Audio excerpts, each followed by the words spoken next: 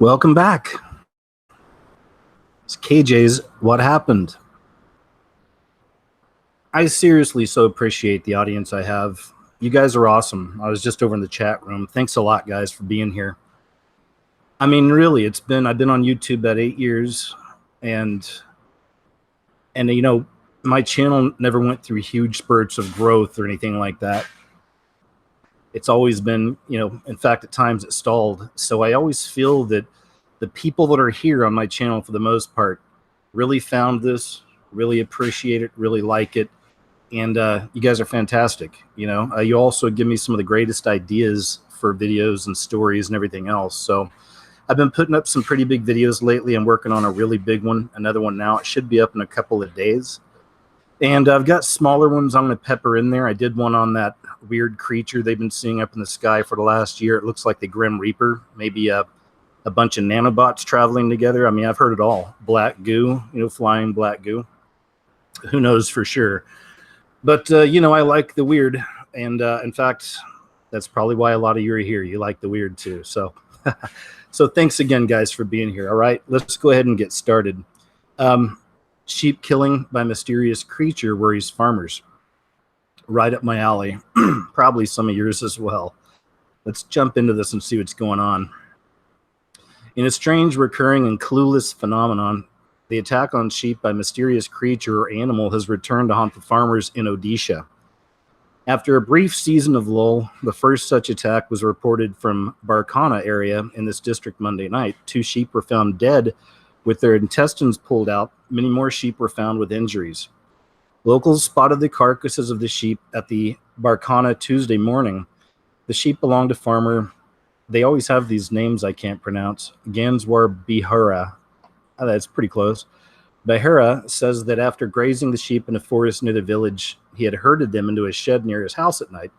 The mysterious creature animal sneaked into the pen and attacked the flock of sheep, killing 2 and injuring many more. As was the case in the past, the marauding creatures or animals consumed the intestines of the sheep. It also drank the blood of the sheep, locals said. Notably, forest officials have failed to understand the nature of the creature or animal on the prowl in human habitations. They took the stand that the animal was probably a hyena, but locals with better understanding of animal behavior dismissed this view. A hyena cannot attack so many sheep at a time. We suspect it to be some mysterious animal. Even the footprints of the creature are not seen. This makes it more mysterious. It's the first time such an incident was reported from Jaipur. In 2017, hundreds of sheep were killed in Niali region of Cuttack between February and July. Similar incidents were also reported. Wow, look at all these words. Anyway, similar incidents were also reported in all those districts. So what could this mysterious creature be that's killing the sheep? The sheep. This one's going into a video. In fact, I wish this story had already happened when I did my video on voice to skull technology and all that, because this looks like it could be right in there. More U.S. staffers evacuated from China over mystery illness after hearing noises. The U.S. State Department has evacuated more staff from China over fears they may have been hit by a mysterious illness that has struck other colleagues in the Asian country in Cuba. The department said Wednesday that a number of individuals were sent to the United States for further evaluation following initial screenings. A medical team was sent to the southern city of Guangzhou after an American employee who had experienced strange sounds was diagnosed with a brain trauma last month, reviving fears that a U.S. revival has developed some kind of acoustic or microwave device. Duh, we know these exist, right? And they're using them on American citizens as well. So no surprise, it's happening all over the world, I'm sure. U.S. officials have said that the employee's symptoms were consistent with the ailments that U.S. diplomats experienced in Cuba last year. After the first incident, medical tests were offered to U.S. government employees and family members who requested it. The medical screenings are ongoing for any personnel who have noted concerning symptoms or wanted baseline screening. U.S. medical professionals will continue to conduct full evaluations to determine the cause of the reported symptoms and whether the findings are consistent with those noted in previously affected government personnel or possibly completely unrelated. Last year, 24 U.S. diplomats and their family members in Cuba fell victim to mysterious attacks that left them with injuries resembling brain trauma.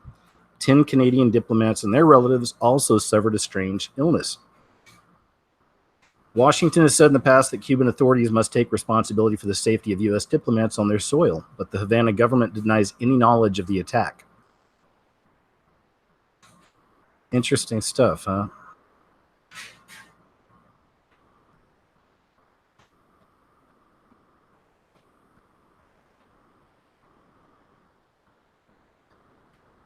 Oh, this is I'm going to jump over to something else. We'll come back to these at the end. The goblins molesting women. There's a couple stories on that. That'll be a good finisher. So let's jump over here on this side. Let's have a fun break. Here's a fun break. This is just weird. Anyway, this is Justin Trudeau, the Canadian Prime Minister, and looks like he's having trouble keeping his eyebrows on. I don't know. Check this out. I thought it was interesting.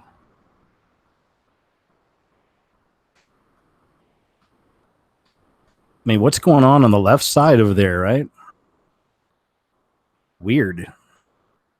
Like you can see the eyebrow underneath, and this guy's really wearing fake eyebrows? Who does that? I guess Justin Trudeau does. That's weird. And I mean, I'm new to this. I might be out of the loop, you know? Maybe I'm not hip with what the kids are into these days. I don't know. But I have seriously never heard of straight men wearing fake eyebrows. I've never seen anything like that. It's crazy. I get the metrosexual thing, but bro, there's some lines that we don't cross, you know? Anyway, I figured I'd share that with you. Short doom break. We can all laugh at Justin Trudeau's eyebrows for a little while. Really interesting story here, man. Massive genetic study reveals 90% of Earth's animals appeared at the same time. I love that. Obviously, it makes me think of Noah's Ark, you know? Well, beyond that, too. Beyond that. I mean, just the actual creation. And I think that's what they're getting into here. But landmark new research that involves analyzing millions of DNA barcodes has debunked much about what we know today about the evolution of species. In a massive genetic study, senior research associate at the Program for the Human Environment at Rockefeller, hey. So we already have to be a little bit on edge about this, I guess, but you know, it's not to say no truth comes out of here. But Human Environment at Rockefeller University, Mark Stockel, and University of Basel geneticist David Thaler discovered that virtually 90% of all animals on Earth appeared at right around the same time. So weird what that evokes in your mind. I try to picture God creating everything, God creating the animals and everything else, you know? What did that look like?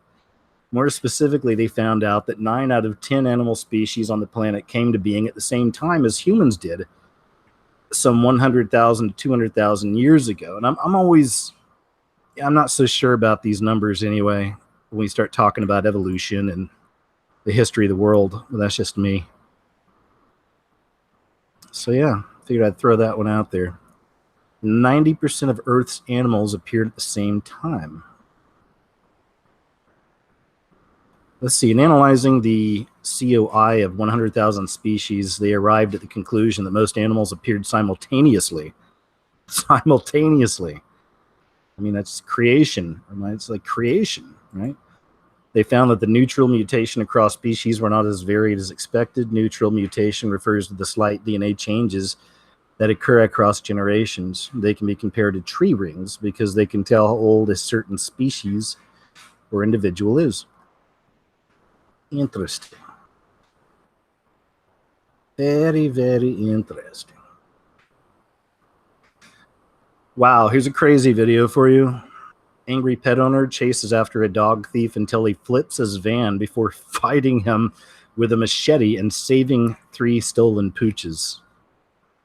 I can understand the passion here, man. I'm a huge animal fan. I mean, if somebody stole my chubs, oh boy. Oh boy. It'd get pretty rough. All right, so let's take a look at this video here. Somebody put their grubby mitts on my chubs, and took him away. Oh boy.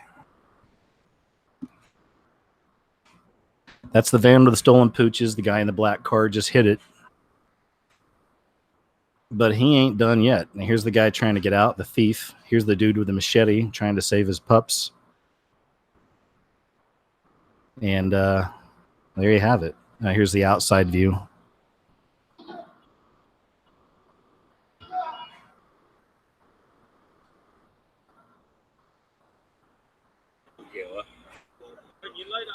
Puppies.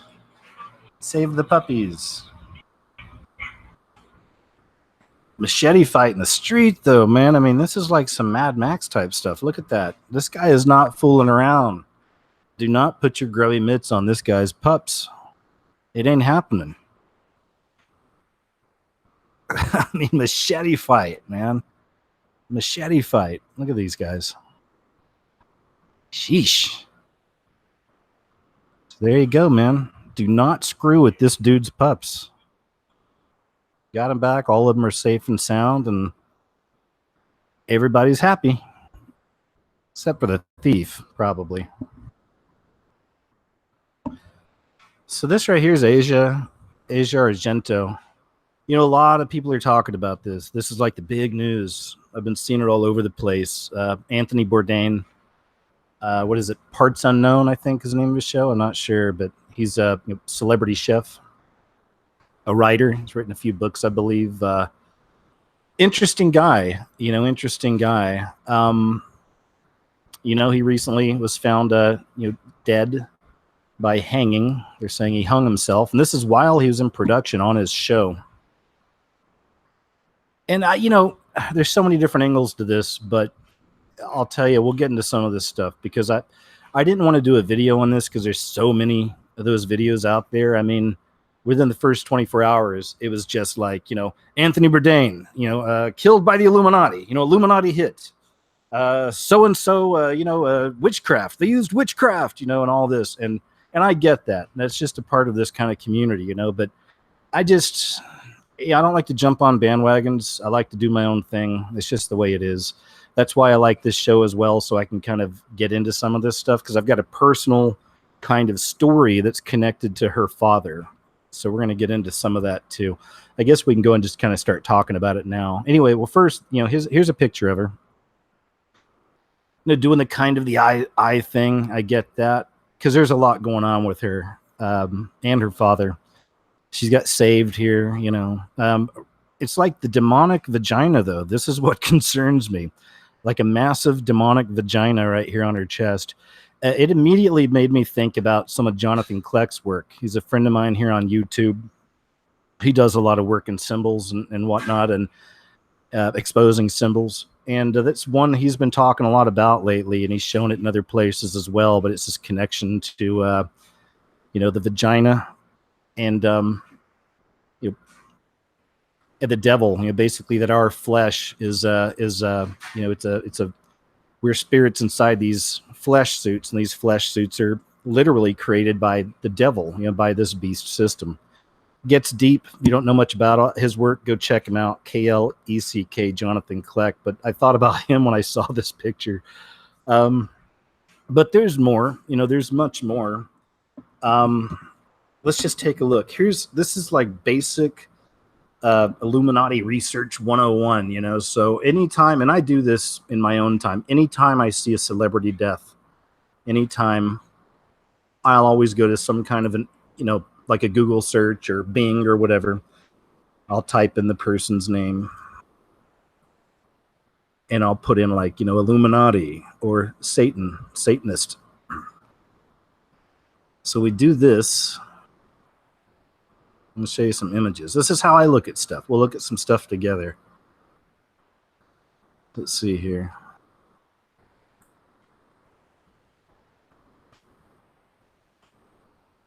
So here's some stuff. Doing the horns. This right here, yeah. Got the eye thing going on right there. Black and white, the duality. I definitely believe that she knows about the occult. She's into the occult. It's already come out that she's into like some celebrity witch group or something like this. Rolling Stone, cover the Rolling Stone. She's doing the eye, all-seeing eye symbol, as we see so many of these people do. So she's in. She knows what's up. You know, she knows what time it is. Get all this satanic kind of stuff all over her, right? Her father. This is him.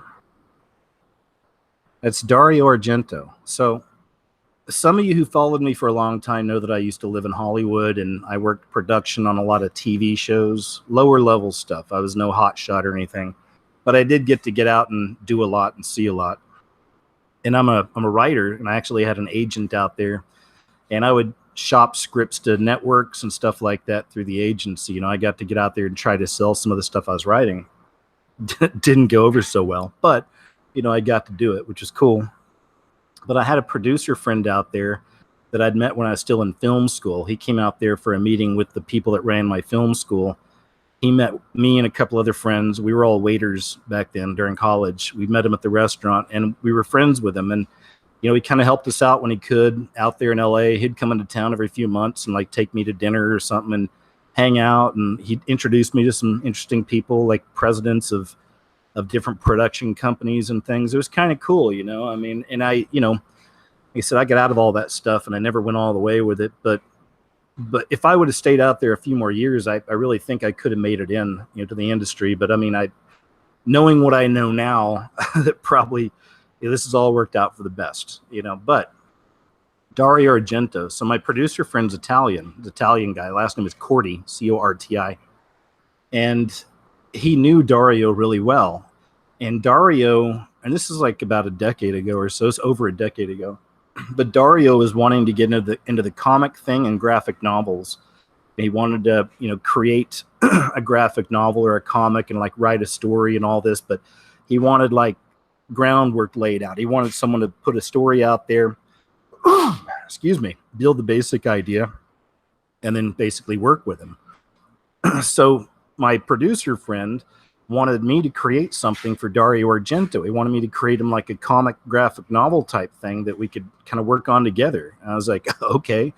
Dario Argento's an Italian filmmaker, famous for making a movie called Suspiria. And here's what I'm going to get into with this right now. I'll tell you the rest of my story in a second.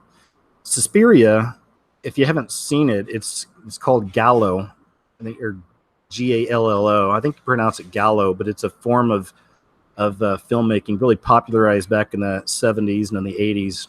Italian slasher type films, really bloody, really creepy, really scary. Suspiria was definitely all that when I saw it many years ago. What's interesting is Suspiria is all about a bunch of witches that run a dance school, right, for girls, and how they're basically, you know, they pick off some of the girls and use them for rituals and everything else.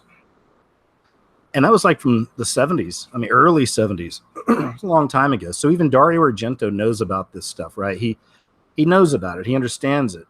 There's even a lot of symbolism in that movie. There's, you know, the Illuminati all-seeing eye pyramid and all that's in there as well. I can show you that in a second. But so he knows what's up. So when I saw this and I saw that Asia Argento was with Anthony Bourdain, I was like, oh, wow. And then I started looking at some pictures, looking at things. I'm like, okay, she knows, she's in. You know, she's one of them in that respect. You know, satanic Hollywood, a part of that system. And I'm only judging that by her fruits. You know, I don't know this person, but just by what we see on the outside. And it tells a story. You know, this is why we're so into symbols. Symbols can fill in the blanks and tell a whole other story. So, yeah, so the movie's about witches, right? And satanic rituals and all that stuff. So what's even more interesting is it's been remade. I just saw a trailer like this past week for the new Suspiria remake. He didn't make it. Somebody else made it. But it's the new Suspiria's coming out. The new trailer for it just came out. So this, the way I think, you know, I was just like, whoa, I wonder if, you know, I can't help it. I'm not saying this is the case, but I wonder if Bourdain was some kind of a sacrifice for the film. You know, I don't know. You know, this is just speculation. And that's what a lot of the stuff is. A lot of it's speculation, you know, and if unless we're in the room and see what's going down, you know, that's why I'm very careful with these kind of subjects too. You know what I mean? You don't want to condemn people without fully understanding what's going on. You don't want to say this person's a bad guy without actually knowing, but we can definitely judge by the symbols and everything else. It tells us that there's more going on with this story than what meets the all-seeing eye, I guess you could say. So yeah, so there's that kind of, it's a witchy family, a satanic kind of a Hollywood connection there type family, so no surprises there. And then we have this weird death with Anthony Bourdain, and it does seem weird, I mean, the guy had it all. I mean, on the outside, I mean, I know you can't just judge that, but on the outside, dude had like coolest life ever. I mean, he gets to travel all around the place, all around the world, go to exotic places, eat fantastic meals. He's in it, man. He had a cool life, it seems. And then this happens. So it made me wonder, I don't know, but perhaps. So I've been watching this whole case myself closely just to see what else develops, because usually a lot more stuff will pop out, Let's see. To finish my story. Well, that was basically it. So I wound up writing this comic kind of idea for him. And I laid out 4 or 5 issues. I laid out this whole thing. My idea, and again, this is a long time ago, but the idea was about a traveling carnival, and the 2 little wolf boys. There's 2 little wolf boys in the carnival, and they were literally, come to find out, the very last of the Lycans. These kids were like the real deal. They didn't understand the kind of power they had, and what they would grow into. And they come into the small town. The small town, there's a bunch of goth kids that are into, not just the gothy type stuff, but also satanic stuff, the Satanic Bible. They're young and they're just getting into it, how some of these people do. And they start conducting rituals and things like this, and they wind up summoning things. And one of the things they summon convinces them that they have to destroy these children, because in my graphic novel, in my comic, truly the only thing that could kill a vampire would be a werewolf. And there's a whole backstory to all this stuff. So that's basically what it turns out to be, is these kids, with the help of satanic forces, they kill their families. It's really bloody. I mean, I was raised on horror and sci-fi, and I didn't hold back. I made this really bloody and scary and crazy. They killed their own families, all this other stuff's going on. But these kids are convinced they had to kill the werewolf kids. So it turned into basically all the carnies having to battle against this group of goth kids assisted by satanic forces. And I just made it really geeky and over the top and crazy, but that's what I did. And apparently he didn't like it. So that never actually went through, but that was my kind of brush with Dario Argento. So anyway, that's about it, man. I said, we see some of the pictures. We get it. Here's some of this. Right? It's Illuminati symbolism 101 type stuff, right? So judging by their fruits, it tells the rest of the tale, doesn't it? It's not just one time she wore black and white. It's not just one time she did the all-seeing eye. It's time and time and time again. And the connection with some kind of, let's see here, Asia Argento witch.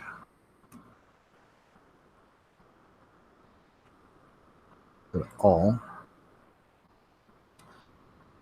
There's a YouTube right there. Asia Argento, self-proclaimed witch.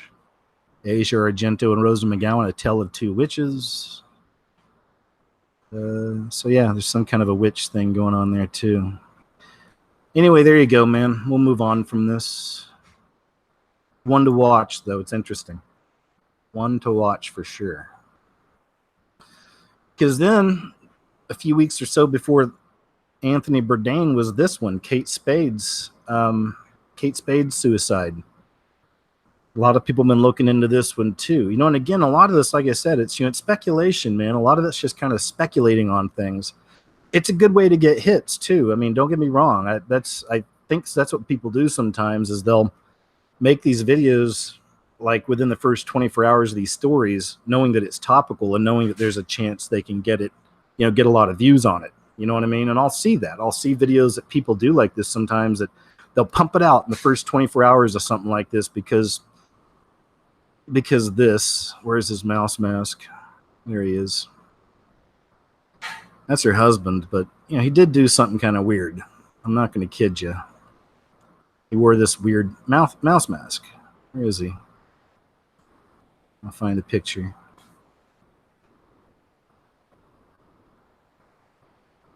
Well, I'll show you something else here in a second. Okay, so let me get my thoughts together here. All right.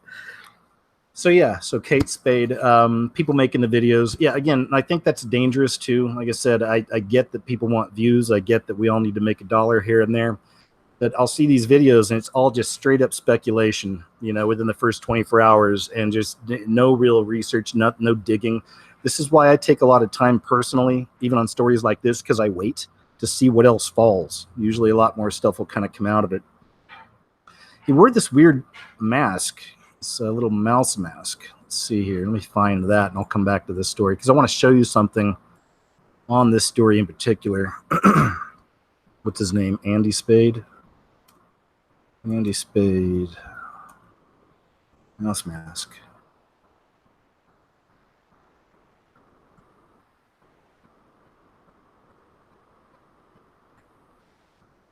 Here it is. So it's like the day after, you know. This is like right after the news broke. He put on this mouse mask and was kind of sporting this thing around, which is weird, you know, which is definitely weird. It makes you think about all the masks with the Illuminati parties, you know, the elite parties, the masks they always use, hiding in the shadows. But so it's interesting. But again, you know, just this is one of those things. I saw tons of videos. He wore the mask, so this could, and it's like, yeah, but I mean, you know, 100 videos about this later, it's like, you know, wait, like give it some time. I have no doubt there's something here. This is interesting. It's kind of weird. It makes me wonder. I don't know exactly what it means. I read that his wife had recently made a deal with Disney or something. So she's designing some kind of masks with Disney, like Minnie Mouse. Maybe that's something there. I don't know, but it was interesting nonetheless. Let me show you this other thing, though. I wanted to show you on the actual story. Daily Mail definitely does a lot of coded stories. I've seen that so many times. We've covered some of that on some of these shows. I've talked about it in some videos, but it's interesting the numerology that pops up a lot in these stories over here on Daily Mail. And I'm just going to show you this one, if it'll load. Anyway, I think this stuff's interesting. It's right down here. There it is. Like this shot right here. And this is him and his mother, right? I guess. Or his friend. It says he's accompanied by his mother and a friend. There's somebody back there. I see other arms. But the 1133 right there on the building. The 1133, those are two powerful numbers in numerology and the occult, 1133. So, you know, perhaps this is a signaling. I'm not so sure. But just this is, again, I'm not saying that's a fact. The way my head works, it bounces around a lot, you know. I get glimpses of ideas of things. I'm not sure, but I just want to throw that out there.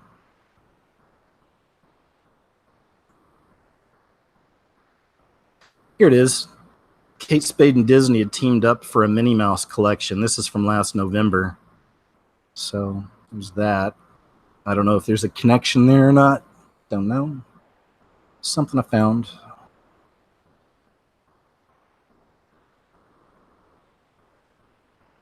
Video. Michigan State professor accused of having sex with basset hound gets dogged by the TV news crew. I see what you did there. Get it, guys? Dogged. Oof. Let's see if there's a video here. They said there's a video. All right. Let me just go and read some. Michigan State University professor is facing criminal charges for bestiality. Minutes after being arraigned on 2 counts of bestiality for allegedly having sex with a basset hound named Flash, 50-year-old Joseph Hattie walked out of the Ingham County Jail. Fox 2, is this your dog? What does that mean? Fox 2 says, is this your dog? He entered a plea of not guilty and was allowed to go home on a personal recognizance bond. Hattie's neighbors say they did remember him having a basset hound as a pet. A basset hound, the alleged victim here, is now in the care of animal control. Once animal control learned what was happening, they got a hold of investigators at the sheriff's office, who then turned it over to the attorney general. According to the attorney general's office, the crimes of sodomy with a dog happened for 2 months between January and April of this year. Excuse me. Take a drink here.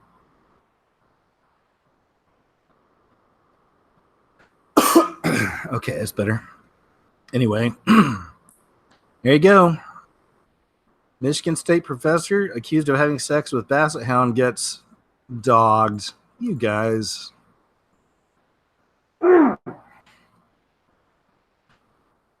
I've been looking into some different things here lately for one of my videos, and I found this picture. It reminded me of when Trump was holding on to the orb out there in Saudi Arabia. What's going on with these orbs? This is just something I'm watching. A little side note. That's Netanyahu on the left. I don't know who it is on the right, but that's Netanyahu over there on the left. Hands on the orb. It's like when Trump did that with the orb. You may have seen this. I don't know.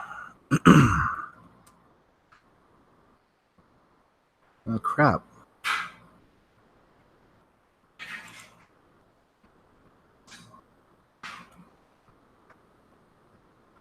Here it is.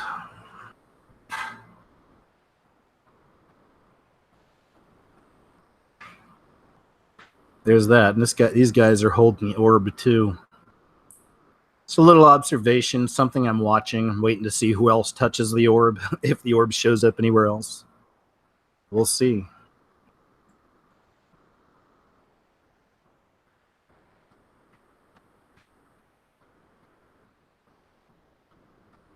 Disney employee, Lego builder among 11 arrested in Polk child porn sting. Here's the creeps. There's a lineup of the creeps. A Disney World employee, a Lego builder for Legoland, and a teenager were among 11 people arrested Monday in a child porn sting. By the way, let me just throw this out there. It's another thing I'm wanting to do a video on soon. It's just I wait, for these stories to keep developing. But there have been a massive amount of these kinds of arrests taking place in this last year. I mean, we can't forget the good news. This is the good news. But so many of these rings keep getting busted, man. I mean, I think it's fantastic, and it's happening all around the world. This is good. This is good stuff. They're getting busted.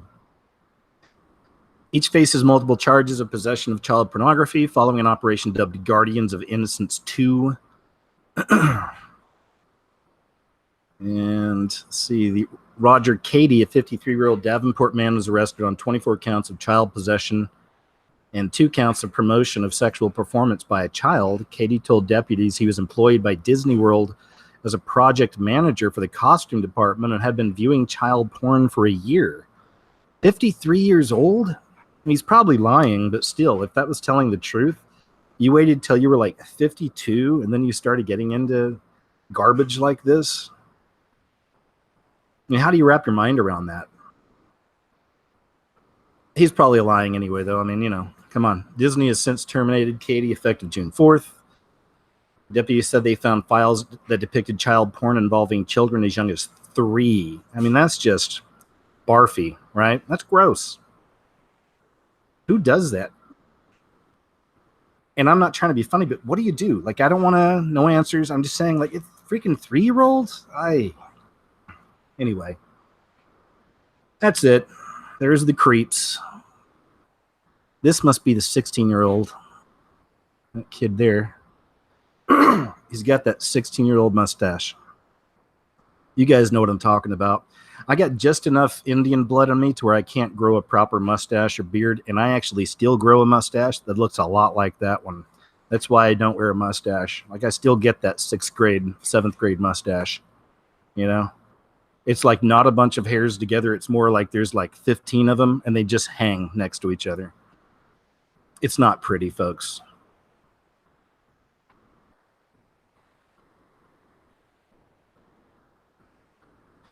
Here's one we've talked quite a bit about here on the shows is, the danger of these DNA sites. I'm always seeing these commercials, and there's always beautiful people on there saying, I got my DNA, and I found out I'm black, and stuff like this, and that's fantastic, but I always felt there was more to all this DNA stuff. I would never personally give my DNA to the government or any private organization if they say they're private. Who knows, who's telling the truth anymore? Everything's run by just a handful of corporations anyway, right? Ultimately. So hack of DNA website exposes data from 92 million accounts. 92 million accounts. I got my DNA done and I found out I'm Norwegian. That's fantastic. But now weird, nefarious, unknown sources can have your DNA. It's just not cool, man. Be careful with that stuff. Consumer genealogy website MyHeritage said that the email addresses and password information linked to more than 92 million user accounts have been compromised in the apparent hacking incident. MyHeritage said that its security officer had received a message from a researcher who unearthed a file named MyHeritage containing email addresses and encrypted passwords of a bunch of people. MyHeritage lets users build family trees, search historical records, and hunt for potential relatives. Founded in Israel in 2003, the site launched a service called MyHeritage DNA in 2016 that, like competitors Ancestry.com and 23andMe, lets users send in a saliva sample for genetic analysis. Wow. Careful with that stuff, folks. Careful with that stuff. Because if the wrong kind of organizations can get a hold of your DNA, just imagine the possibilities. How crazy would it be if they stole all this DNA and they're cloning other yous out there and you don't even know it? Or some random crime scene and they find your DNA. And I'm not saying they're going to do this, but, who knows? That stuff makes me nervous thinking of that kind of stuff. In the Vatican this year, Bilderberg, if you don't know what Bilderberg is, look into Bilderberg. Most of you guys know what Bilderberg is. They say it's a secret meeting. It's really not, but it's a massive meeting every year of all the world leaders. And it's always done in secret. And this is kind of the big issue, right? Because if these are all the people that are leading the world and leading the people and running all these states and countries, we'd like to know what they're talking about. But this year, the Vatican went to Bilderberg. And what they're doing there remains secret. No surprise there. For the first time in history, the Vatican took part in a secretive Bilderberg meeting, a gathering of political and social elites to discuss issues affecting the world. Vatican Secretary of State Pietro Parolin made news last week because of his participation as the only religious member in the 2018 meeting. Oh, he's the only religious member. Yeah, this is a guy that was the religious member. It's a guy from the Vatican. Don't worry, Christians, you're in good hands, right? Parolin is one of the most powerful curial officials, second only to I can't even call him that. They call him the Holy Father. Gross. You don't ever call a man that. Second only to Holy Father himself, has been regarded by some Vatican insiders as the possible successor to Pope Francis. The controversial conference was founded in 1954 by Labour Party member Dennis Healy, a man known for his wide network of contacts with socialists across Europe. Joseph Redinger, founder of the European movement, the lobby who led the formation of the European Union. David Rockefeller, no surprise there. The Rockefeller family, major globalists, obviously. And Prince Bernard of the Netherlands. Nothing to see here, folks. Everything's fine. I know we're doing it in secret, but yeah, we get your best interests at heart. Don't you worry. Each year, around 150 members of European and North American political elites gather with financial, industrial, and media figures to discuss worldly issues under the Chatham House rule, which means that participants can use the information received but aren't allowed to disclose the identity of any of the speakers. Press is not welcome, and accounts of journalists who were harassed by police while trying to cover the meeting are common.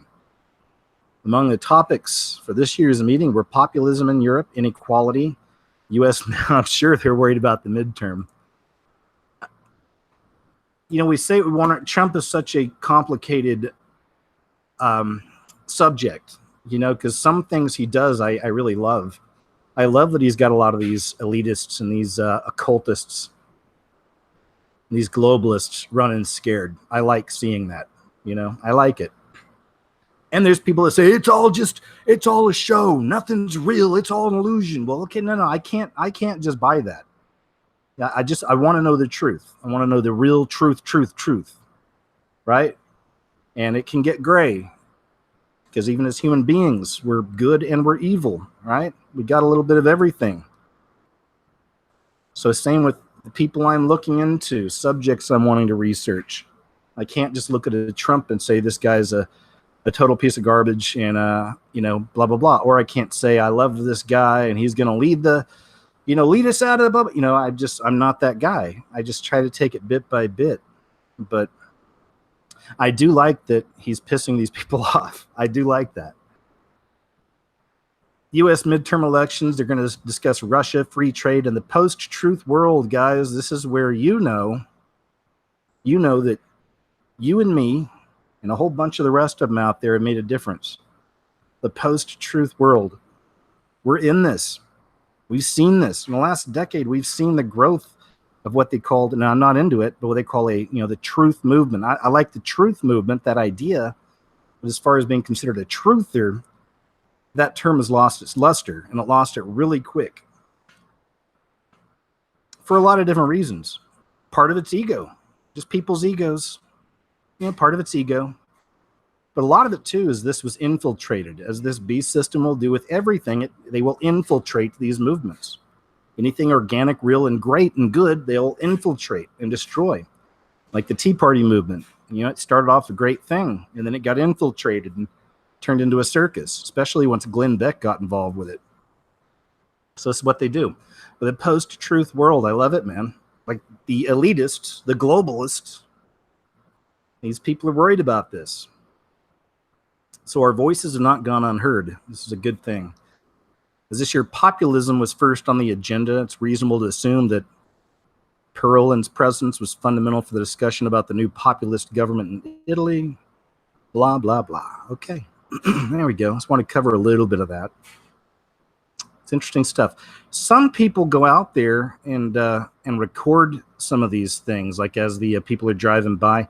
Dan Dix from Press for Truth, by the way, if you don't know who Dan Dix is from Press for Truth, he's been on YouTube, I think, longer than me. I remember he's one of the first people I bumped into like 8 years ago on YouTube, just found some of his work and really liked it and been following him forever too. But Dan's one of these guys, he's a real citizen journalist and he really gets out there and does it. So he's actually been out there and filmed some stuff. And I think he's out there this year as well.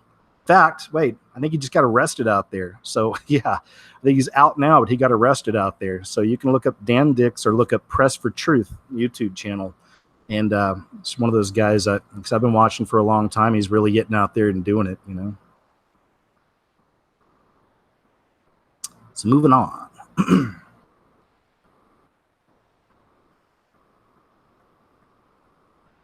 Will Bilderberg still be relevant as the future war is transformed? I don't think this was for you guys. This is something I was just reading on my own.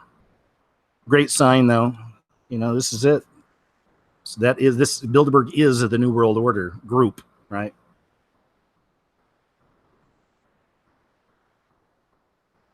Filled with different secret societies, all working together. My newest video I'm working on has to do with secret societies. I haven't done one on those in a while, and you know, I think you'll like it. I hope you do. It should be out in a few days. British school forces boys to wear gender-neutral skirts instead of shorts. Gross.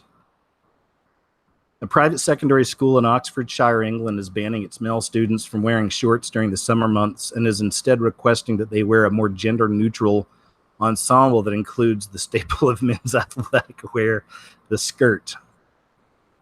What are they doing to our boys? We know this has been going on. We know the agenda.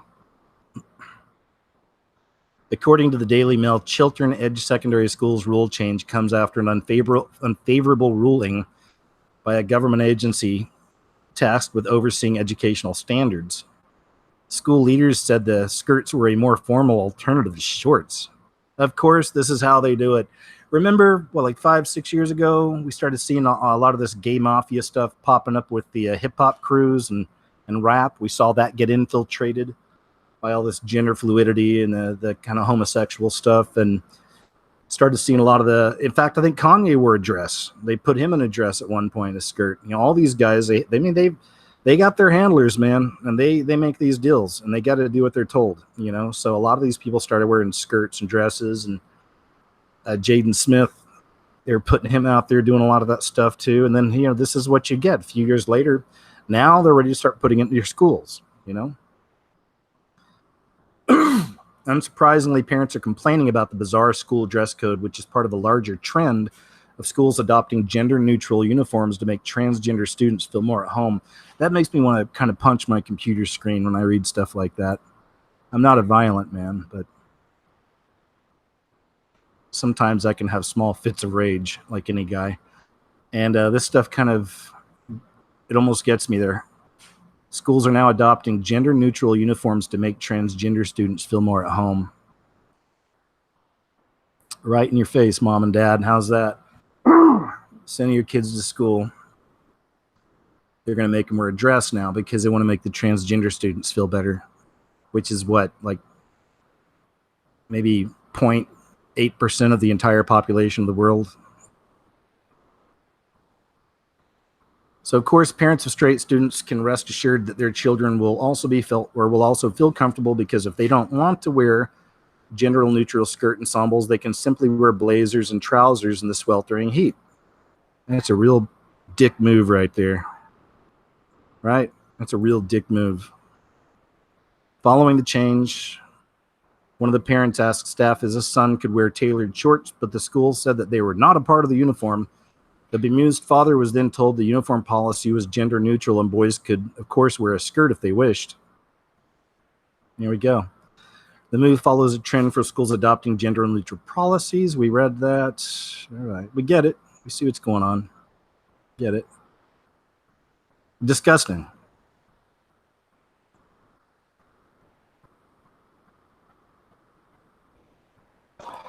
Cool video. Cool video alert. There's a video I put up years ago on my YouTube channel about a police helicopter in Los Angeles that approached one of these orbs. They had, like, I mean, LA was always, still do, they always have orbs out there, a lot of orb sightings in LA. There was a massive one, man. It was like 5 or 6 kids out on a balcony with their cameras filming all these orbs coming over Hollywood, right? There's like 4 or 5 orbs or whatever. And they were getting close.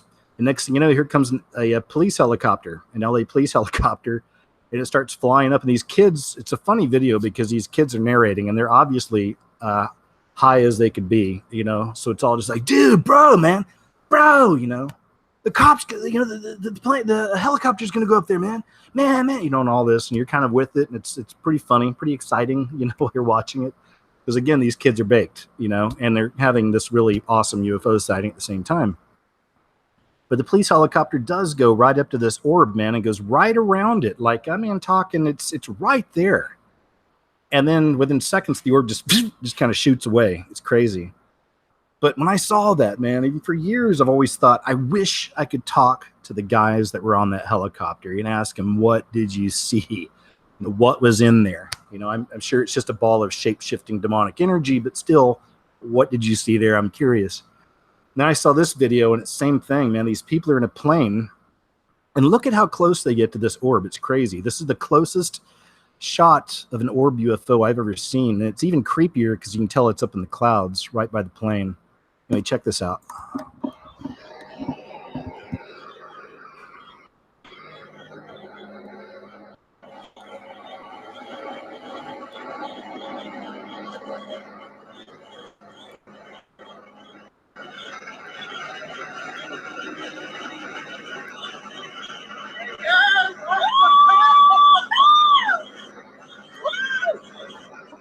Oh my God!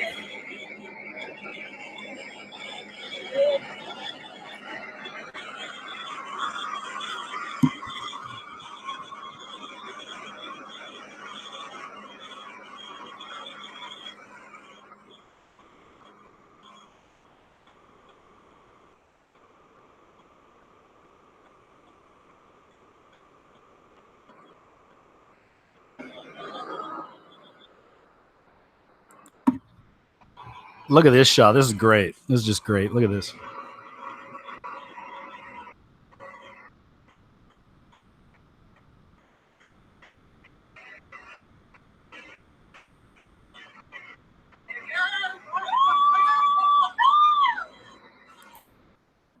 Pretty wild, huh? The orbs. They're everywhere. Lying signs and wonder. Fallen angel, interdimensional, demonic spirits. They're a trip. I actually wanted to look at some footage of this Guatemala. I don't know if you heard what's happening in Guatemala. I've been to Guatemala when I was living down there in Central America. And even when I was there, that's the only country, maybe aside from Ecuador, I was ever in that I felt unsafe. Guatemala, I definitely didn't feel safe in Guatemala or Ecuador. So let's take a look here and let's see some footage. I imagine there's some good footage here. YouTube. Guatemala. Volcano.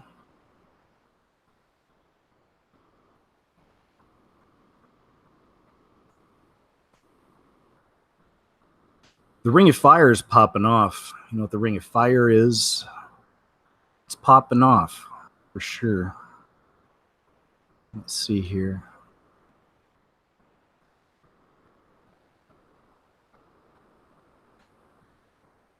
Yeah, this is crazy. Look at this.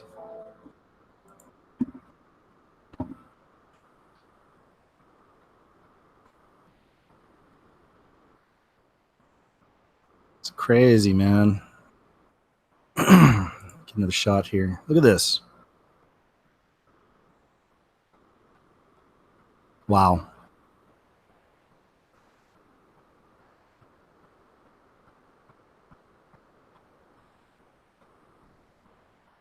It's just wild, man. And prayers for the people out there too, man. I mean, they're going through it. And they got to live with this stuff up in the atmosphere for a long time too.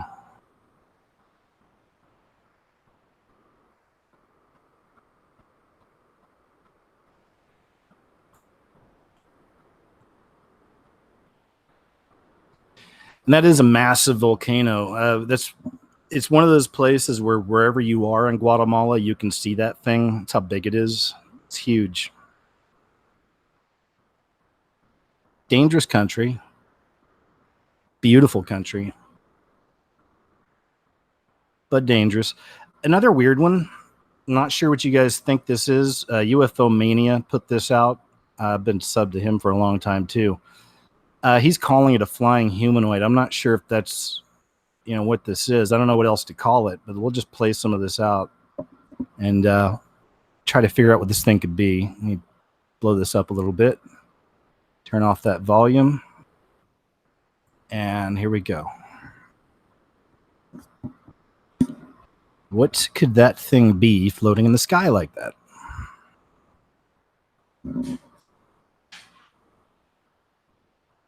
I've seen some flying humanoid footage. I've done videos in the flying humanoids. I don't know if that's a flying humanoid. Sir, I have seen flying humanoids, and I can assure you, you are not a flying humanoid. No, I don't know, but it is interesting, whatever it is. I think I can freeze it up on something here, and let's take a look. It's just hard to tell. It's got something sticking out of the bottom. I don't know if it's a balloon, maybe. It's just a balloon. I don't know. So it doesn't seem to be shape-shifting either. A lot of the humanoid videos I've put out, and a lot of the ones I see, these things are actually shape-shifting up there. So I don't know what that is. It's weird shape, huh? Looks like a top or something. It's got something sticking out of the bottom. So I don't know.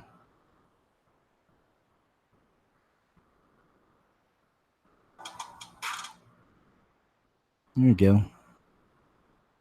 Just hovering though. So I don't know if it's an air or not a airplane, but I don't know if it's a balloon or something. Because when it's helium, these things usually will go up so far they pop. They don't just kind of hover in one place. So I don't know. I figured I'd show that to you. Don't know what it is.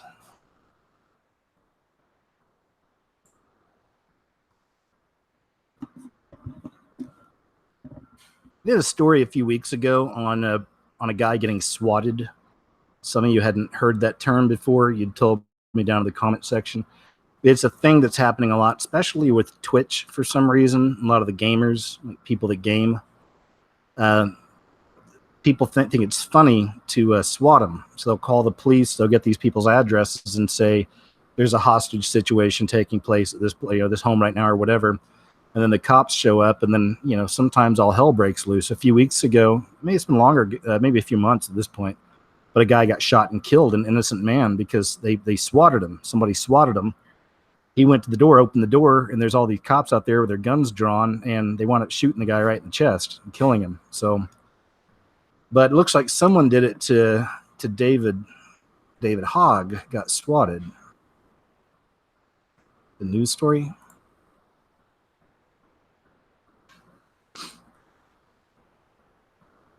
Yeah, it's a news story. Okay, let's listen in, shall we?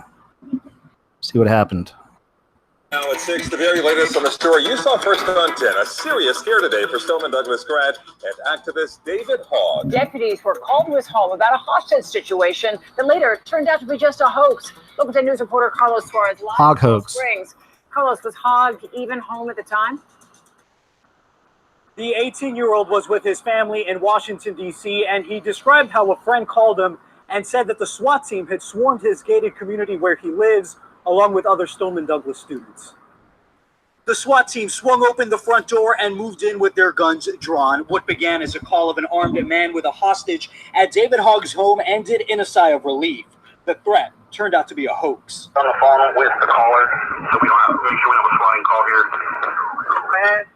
Apparently the caller is the suspect, and he is the one armed with the AR-15. He broke into the home. He has an AR-15. But he just felt like breaking in and take money.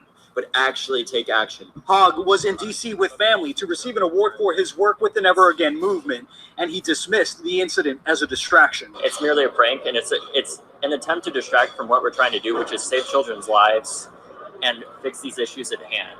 Somebody that's trying to distract from these issues and somebody that is willing to waste hundreds of thousands of dollars of taxpaying dollars and waste. I can't even listen to that little squirt talk, but anyway, figured I'd share that story with you. The Hogg hoax. Hogg hoax. And as much as I'm not crazy about the kid, I certainly would never want anyone to do that to somebody else. The swatting is just not cool, you know?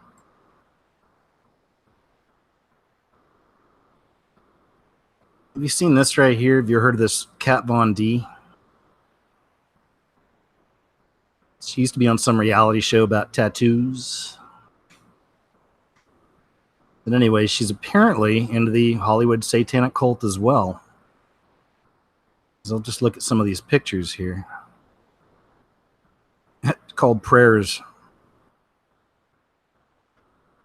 But yeah, she's in it. Looks like she's in it too. What's this?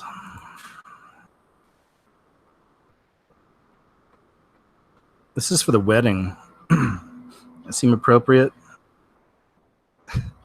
These people, these Satanists, these Luciferians really is what they are. They're so freaking creepy, you know? Creepy. Probably have a field day with all the symbols on these people's hands and body in general.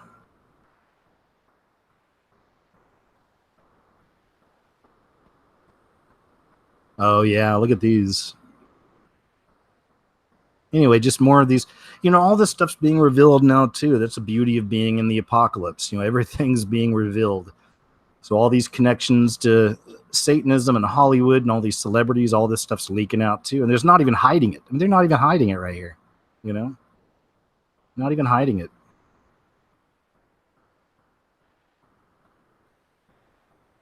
Anyway.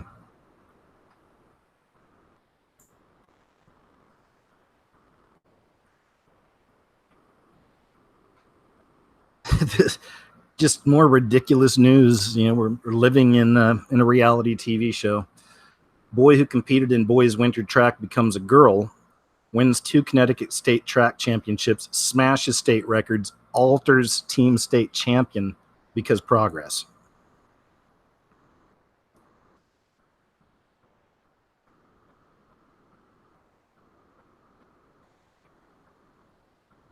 Isn't she lovely? Isn't she beautiful?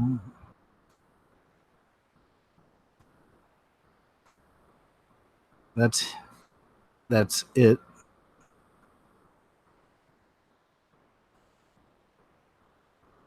So yeah, this is what's going on. That's what you get.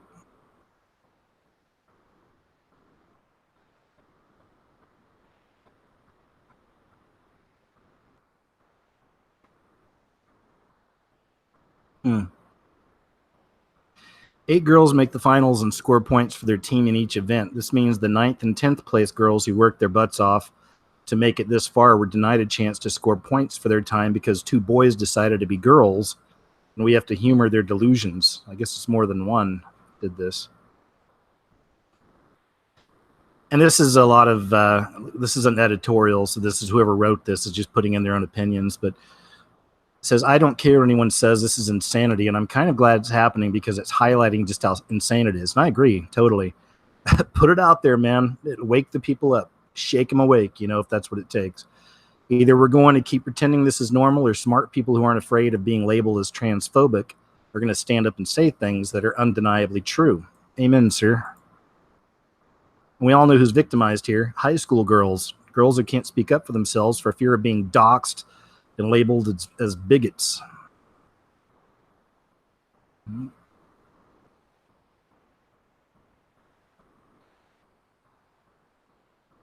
you go. So it's 2 male-bodied transgender runners came first and second. What do you say to the girls who train so hard but can never win? Yeah. Living in crazy land. Speaking of living in crazy land, there's so many subjects I cover and get into. Some of them really bug me, and this is one of them. And I've done it a few times, done some videos on this subject, but it's when they get the children involved in stuff like this. But I do think it has to be seen. People need to understand this, because just like the guy was saying in the last article, it's good that this stuff's coming out so that it can shake and wake people, show them, what time it is and what's going on and just how crazy this stuff is getting. So scared of being called, a bigot or whatever, so scared of seeming that you're not down with the agenda, I mean, get over it, man. It's seriously time for us to, and it has been for a long time, pull up our pampers and just keep pumping out the truth, any way we can. But anyway, it's a 7-year-old boy, 7-year-old child right here.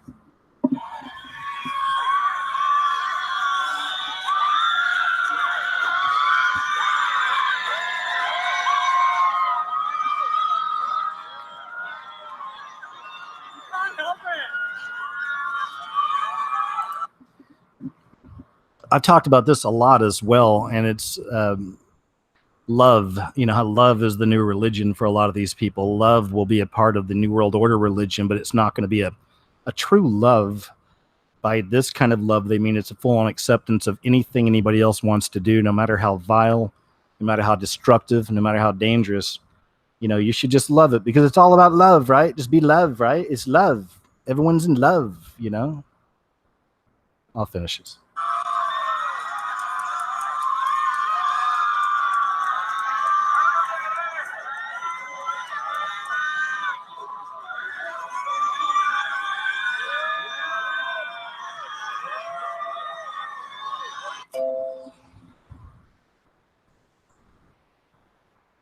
And that's what it looks like when your society is falling apart. That's one of the indicators, I'm sure.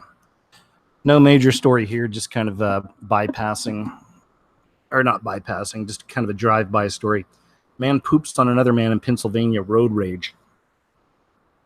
Police say one man pooped on another man during a road rage episode in Pennsylvania. Authorities say a New Tripoli man got into an argument with another man at about 8:45 a.m. Friday and doo-dooed on the victim. And that's basically the story. Nothing more to show. Just people going crazy. And we did that story last week on that lady doo-dooing in the restaurant because they wouldn't let her use the restroom. So people just losing it.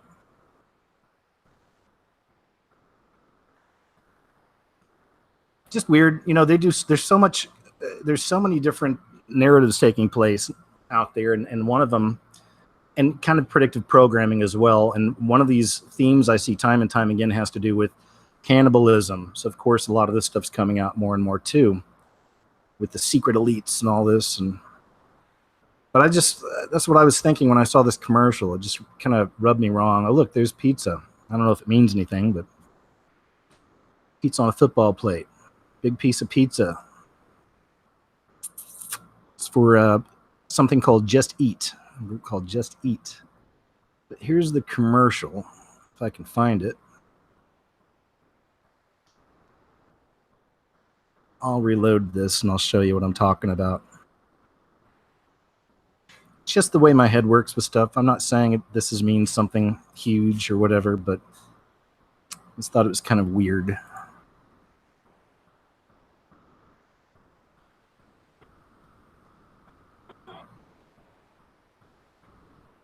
I'm not going to play the volume, but this is the whole commercial. It's all these people keep licking this dude's face. You know, like he's food. I know they'll have a reason why, you know. Oh, it's just this campaign for Just Eat. But Just Eat. Why are you licking this dude? Just eat him. And again, it's a theme I see a lot. Cannibalism, even subliminal. You know, kind of hidden a little bit before our very eyes, but it's out there, and see it quite a bit. Just another 33 code. We see this a lot. Not even Daily Mail's real bad about this stuff. And it's not even about the story really. I just thought this is interesting. It's always a 33s. A lot of times it's associated with suicide. I don't know. 33 is a very important number to the occultist as well, and in numerology. Okay, I know there's some kids probably watching some of this. I'll try to bring that down some. Here's a weird new body trend, though. When you hear Toblerone, you probably envision the delicious triangular Swiss chocolate bar filled with almond nougat. But today in England, the word means something much more alarming. Across the pond, the Toblerone tunnel is taking over Instagram as the new body image craze. The phrase, first noted in the British press, refers to a specific type of thigh gap, the triangular space that develops beneath the extra-toned butts and thighs of, say, Emily Ratajkowski and Kylie and Kendall Jenner. Okay. Critics point out that, like the traditional thigh gap, the Toblerone tunnel is just another unrealistic and problematic body goal for women to aspire to. Luckily, Twitizens don't seem to be minding the gap. I see what you did there. Yeah, I've got a Toblerone tunnel, otherwise known as my throat, writes one social media user. What in the actual beep is wrong with the world when girls are posting pictures of their arses on the interweb and inviting people to check out their Toblerone tunnels? I also thought your Toblerone tunnel was the one between your nose and your chin. Yeah, a bunch of pictures of Toblerone tunnels. So anyway, there you go. The Toblerone tunnel. I'm going to be late getting home, honey. Why? Well, I'm going to have to take the Toblerone tunnel. It would take me at least an extra 20 minutes.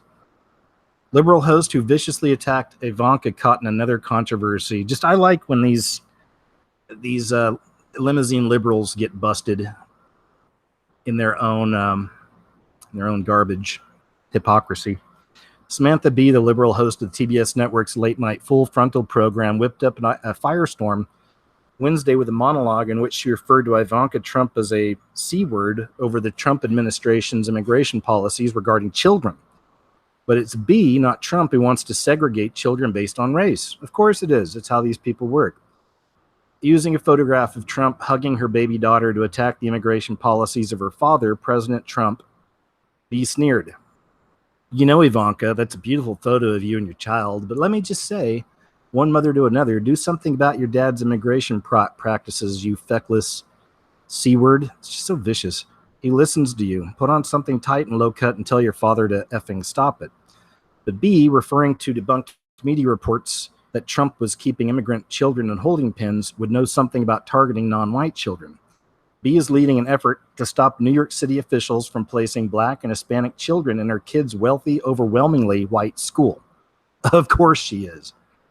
Slate reports, like so many public schools in New York City, PS 452 is a lopsided enrollment.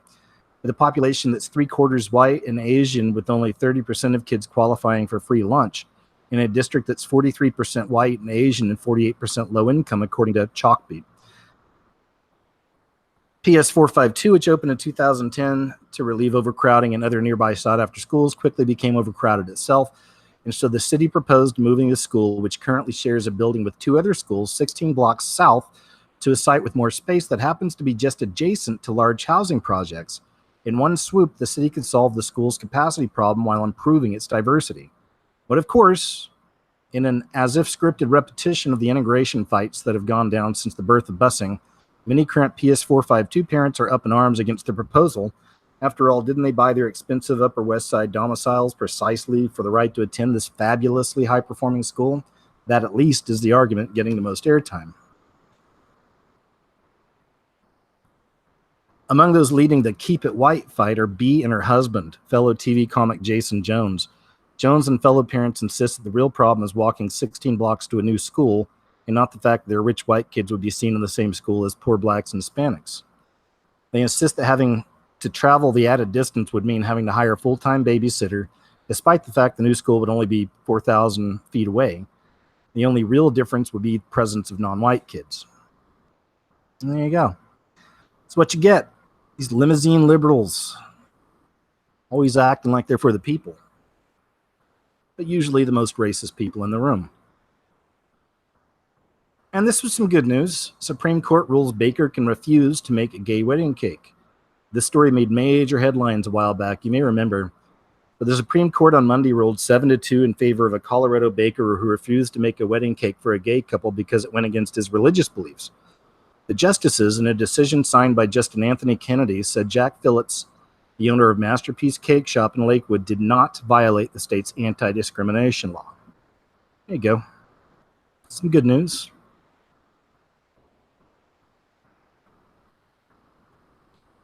Goats. It's always the goats. Lionel Messi, the goat. Argentina and Barcelona star poses with goats for photo shoot. I did a video on this a while back. They like to say it's the greatest of all time, but it's just more the occult coming out in the mainstream is the way I see it.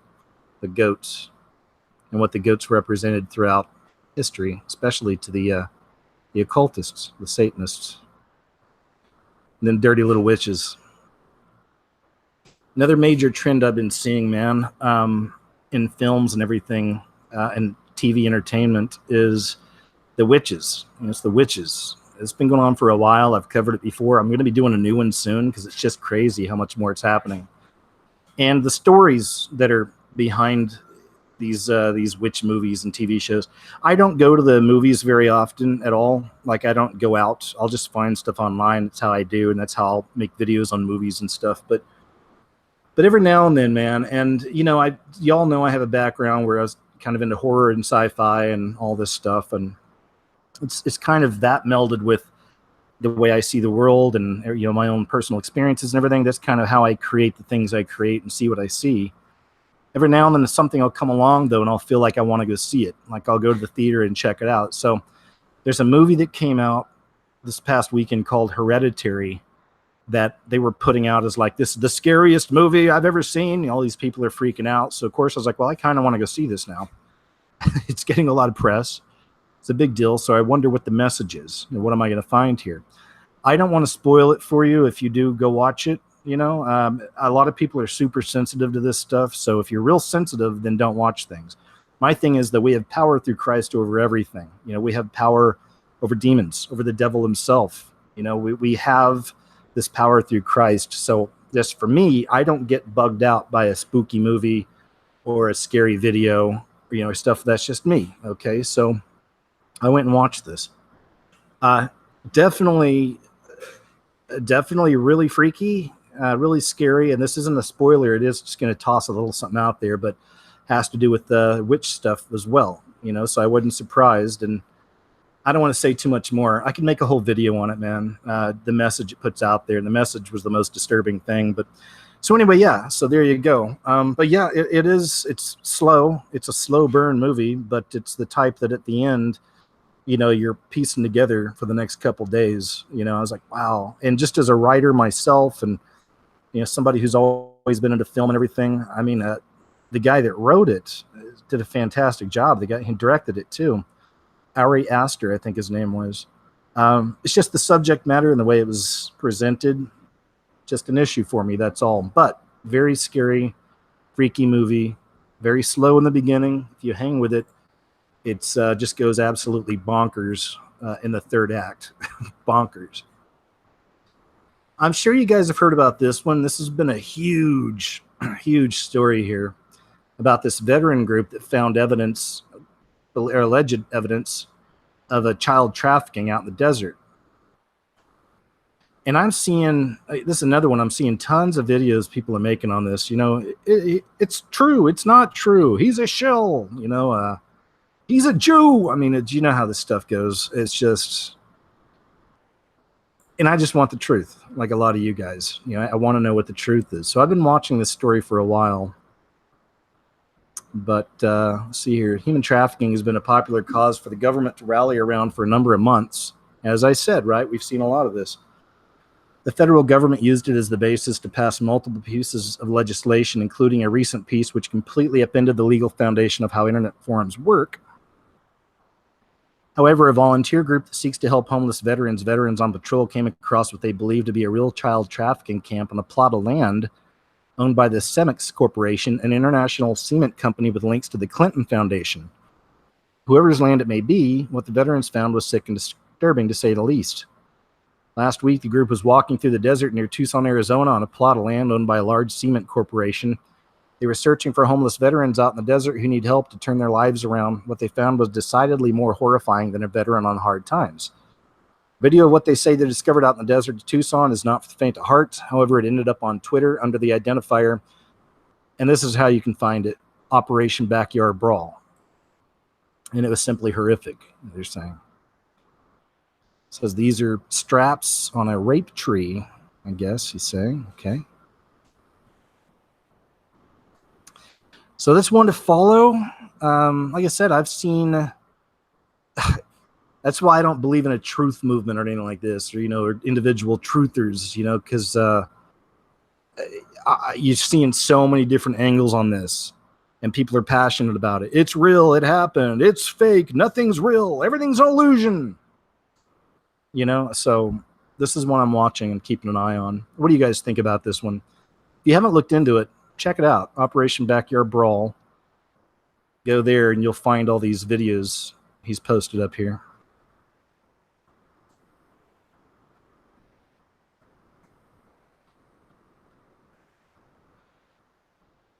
I've seen this story before. We've seen that particular robot before. She's one of the popular ones that turns up in a lot of these stories, but robot equipped for intimate human-robot relations. And we already know this stuff's happening. This is just one of the newest stories from June 5th. One of the most expensive consumer robots under development, a machine named Harmony, is a $15,000 union of silicone curves and silicone chips. Part of an estimated $30 billion industry, Harmony has software that remembers birthdays and can quote Shakespeare, per The Guardian. Harmony is also equipped for intimate human-robot relations. Sex doll maker Realbotics, in its marketing materials, bills Harmony as the perfect companion. There you go. Preparing for the post-human world. Parents find pornographic sex ed policy for grade schoolers, or fight. San Diego parents are disgusted over what they are calling pornographic lessons that are part of the school's district new state-mandated sex education program. Well, I think we covered this one last week. I just thought this might be an update. The materials they're teaching are graphic and pornographic and go well beyond the law. The curriculum teaches sixth graders about sexual pleasure and promotes sexual experimentation. And so this is a new one then. I don't think you need to give kids more explicit content in order for them to make good choices. We just want it to be age appropriate, one parent said. We don't think talking about oral, anal, and vaginal sex in the sixth grade is entirely appropriate, or telling middle schoolers that you can use a flavored condom. Yeah, that's a problem. So there's an agenda. This is from Franklin Graham, from president of the Billy Graham Evangelist Association. I'm not putting my stamp of approval on Graham. He was a Freemason, but don't even get me started on all that. But still, there's an agenda in California and every other state to target the minds and hearts of children. The agenda is to lure them into promiscuity and condition their minds to accept lifestyles that are against the teaching of God's word. Yep. Using smutty language and imagery to taint the minds of elementary school children, or any age students for that matter, is wrong. Teaching sixth graders about sexual pleasure and how to go to websites to learn to ask for consent in a sexy way should not be happening. It's an attack on your kids, man. I mean, again, that's what this system does. It eats the innocent. It eats purity. There you go. It's good to see parents standing up and fighting, though. Belief in witchcraft and demonic possession linked to 1,500 child abuse cases. This one's going to be in a future video as well. Just as a side there. Witchcraft and demonic possession are linked to almost 1,500 child abuse cases a year, the first government statistics on the topic show. Experts warned that an increasing number of children were being abused by adults who want to get the devil out of them, quote unquote. Figures released by the Department of Education show that 1,460 cases in England included concerns about abuse, which was linked to faith and belief during the year March 2017.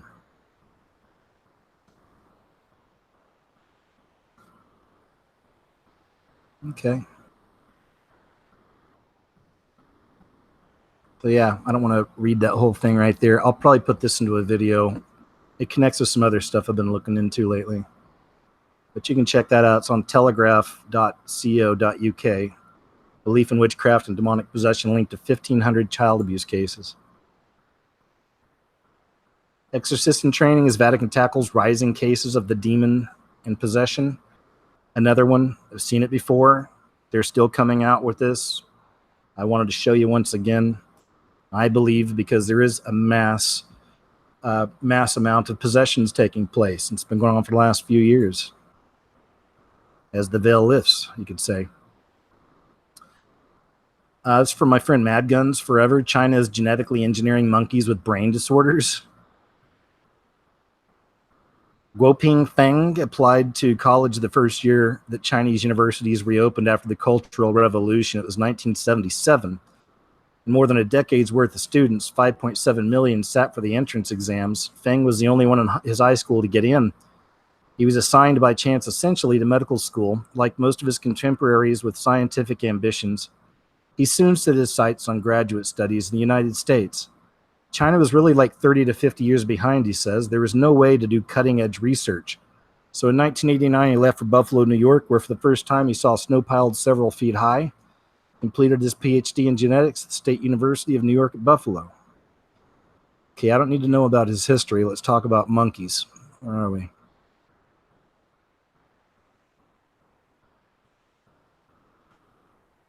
Okay, this might be it. He attended a symposium. At the symposium, the scientist alluded to the potential of using CRISPR. Oh, my. Oh, no, I was thinking of Eater. It's the robot that eats organic, anything organic, like plants, right? But a lot of people are thinking Eater, E-A-T-R, might eventually be a robot used to eat humans. Side story, sorry. I ramble, I know. Using CRISPR, the powerful new gene editing technique on the primate brain. The next day, I set out with Yang Zhao, postdoctoral researcher in Feng's lab, to explore the reality behind that theoretical talk. Our car drove several hours across Guangdong province, passing okay, I don't need to know that. We passed skyscrapers. We went through the Toblerone tunnel. Look, I don't need to know about your trip, sir. Tell me about the monkeys. Anyway, said this is a long article. So China is genetically engineering monkeys with brain disorders. We'll leave it at that for now. Fun video. Always fun to see somebody on the left get triggered, right? So let's watch this.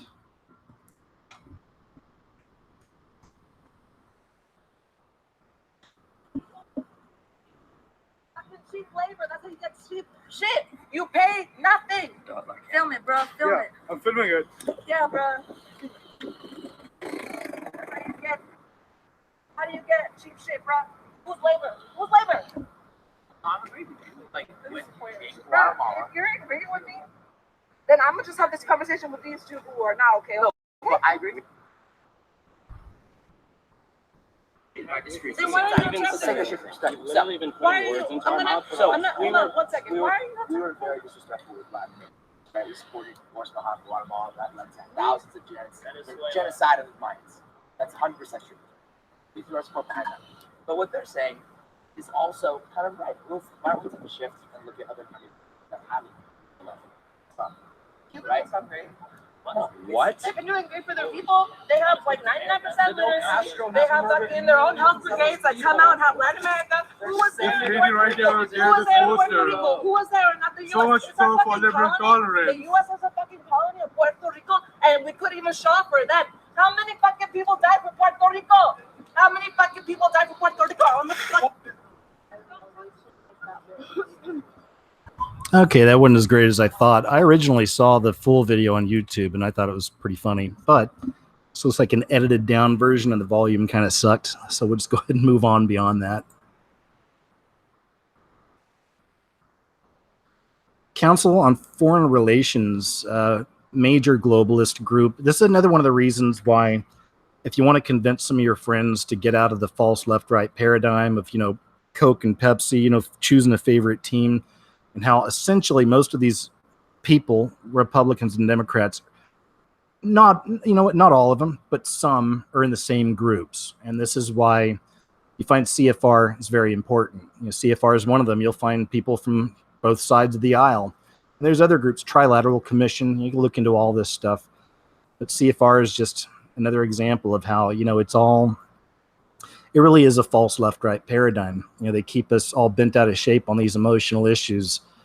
While at the top of the pyramid, the stuff that's really going down, it's really important, is still able to take place and move along.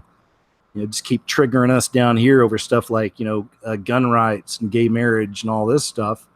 Keeps people fighting against each other. It's also part of, tribalism. You take there's power in numbers, so they have to take the numbers and cut them down. So you divide people. It's another thing you see happening a lot with the left. You see it all the time. They want to put us into categories, subcategories. Black versus white, versus gay, versus straight, versus trans, versus this, versus that, versus right. So it's tribalism. You divide them up into groups and you turn them on each other. Meanwhile, the globalists can go to Bilderberg and things like this and really try to see their plans through, the things that really matter. John Lasseter leaving Disney, Pixar amid misconduct allegations. Again, I'm not black and white on this Me Too movement, because a lot of the stuff I'm glad is coming out. But I know a lot of women do, they're taking this and they're running with it and they're abusing what's happening. I also showed there's a witchcraft connection to this stuff as well in one of my videos a while back. But all that stuff aside, I do like to see creeps get busted. And this guy got busted, John Lasseter. He's the chief creative officer of Walt Disney Animation and Pixar Animation. He's leaving now because, let's take a look. At the animator's insistence, Disney flew some women to a New York event. One Pixar employee became the designated escort as Lasseter took the young women out drinking one night into a party the following evening. He was inappropriate with the fairies, said the former Pixar executive. I guess the fairies from Disney he was with, referring to physical contact that included long hugs. We had to have someone make sure he wasn't alone with them. Another incident involved Lasseter pulling a female executive tightly to him and move his hands all over her body. Witnesses claimed that the woman was pissed and said being groped by John Lasseter was not in her job description. Anyway, let's see what they're saying down here. Is this the guy who turned Disney into kiddie soft porn? Walt must be screaming from his grave at the disgraceful company they've become. Somebody needs to get woke. Somebody needs to understand that Disney was always evil. Look in the biography about him. I can't remember what it was called now, but I included some of it in a video a couple of years ago, but blew me away. So check out this guy's biography. Walt Disney was not a nice man.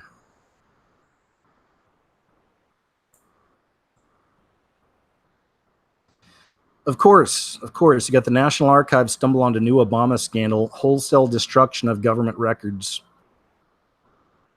The archivist in charge of transferring former President Obama's records into the National Archives has run across a serious problem. According to a report published Sunday, a lot of the records are missing. Obama's records are missing. So no surprise there, right? No surprise there. A lot of things about Obama's a mystery, huh?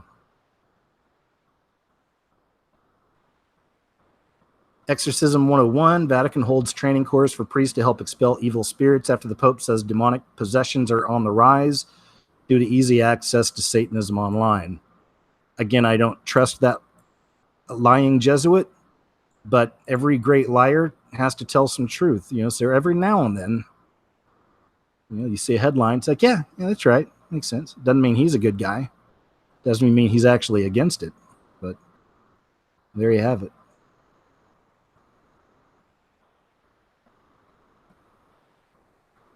Man who claims a child's ghost named Dear David is haunting his apartment and trying to kill him gets his viral Twitter story turned into a horror movie. Adam Ellis has captivated thousands of Twitter users with the tale of Dear David, the spirit he says has taken possession of his apartment since August. The cartoonist now has more than 1 million followers on the platform and keeps attracting a wider audience each time he updates his ghost story. So I'm already starting to wonder if this is a true story or not. Maybe he's just doing this to get clicks, get views, and get popular. I don't know. Well, he is a former BuzzFeed writer, too, so that's a big red flag. Big red flag. BuzzFeed writer will now watch his tweets be adapted to the big screen. Yeah, so, okay, I'm not sure about this story now. I don't know. BuzzFeed.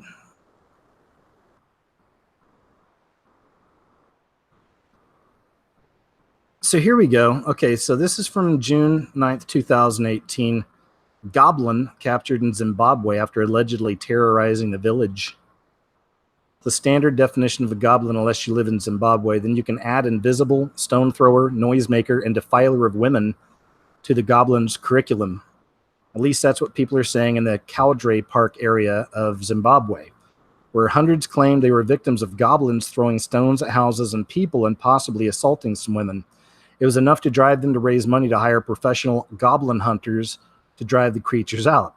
Did they? Is this a case of mass hysteria, religious frenzy, or an elaborate hoax? The Zimbabwe Chronicle and other media outlets reported that this alleged goblin problem in Corday Park has been going on since 2015, but seemed to subside in 2017 when a goblin hunter allegedly drove out a goblin they had named Ernest Ndlavu.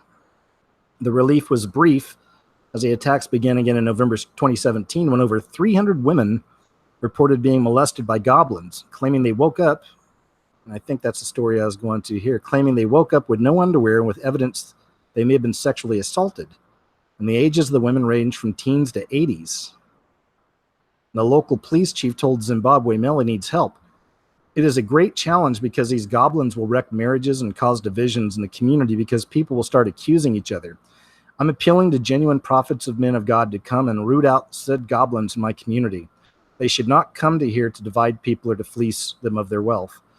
Honestly, man, I've shown some stories like this in the past where I'll say the same thing. So many times I wish I was independently wealthy, to where I could just go do stuff like this. I would love to go out there to Zimbabwe and investigate this and see if they really do have a goblin problem. And if they do, I don't know how I can help, but I could try, see what I can do. I'll try to fight those goblins, but yeah, if I had the kind of money, if I lived like Bruce Wayne, just had all the money I could ever have, I'd go do stuff like this and film it. It'd be so cool to go out there and actually film the experience and just see what's going on, So, and that was a continuation of that story. The goblins molest 300 women. So victims woke up without their underwear on with man stuff, I guess, on their bodies, it says. So there you go. And on that note, and on the goblin rapers, I think that might be a good story to end the news on. So let me jump over here real quick and see how you guys are doing. Let me turn my volume off. I'm over here in the chat. And let's see. Hey, Mia, it's good to see you. I just saw Mia's here. Emma's here. Liam X Mill, haven't seen you in forever. Angel Martin. I am going to do a show this week where we can hang out and talk, guys. I've got to. It's been way too long. I've also got a show I'm going to do for my Patreon people. So that's it, man. I'm going to go ahead and call it a night. As always, it's been a real pleasure, man. Thank you so much, you guys, for being here tonight. Hope you enjoyed it. Thanks again, huge thanks to my Patreon friends out there. If you'd like to support my work and my website and my shows, please help support me on Patreon or PayPal. There's links at my website. I'll leave a link to the website below. Also, huge shout out to Silver Botanicals. You can also support my work through supporting silverbotanicals.com. They can replace household products that are toxic. Get those out of the house. Get something in there that's not going to harm you. That's what these guys do, and they're fantastic. So you can check those guys out as well. I'll leave a link below. Otherwise, man, thanks again, you guys. Much love to you, man. I appreciate you being here. Hope you enjoyed the show. We'll do it again next Sunday or Monday. I'll let you know. And until then, I got some big videos coming. And once again, just take it easy, okay? These are the times at the end of the show I can just keep rambling about how much I appreciate you. Thank you. Thank you. But I'm going to let you go, man. God bless, okay?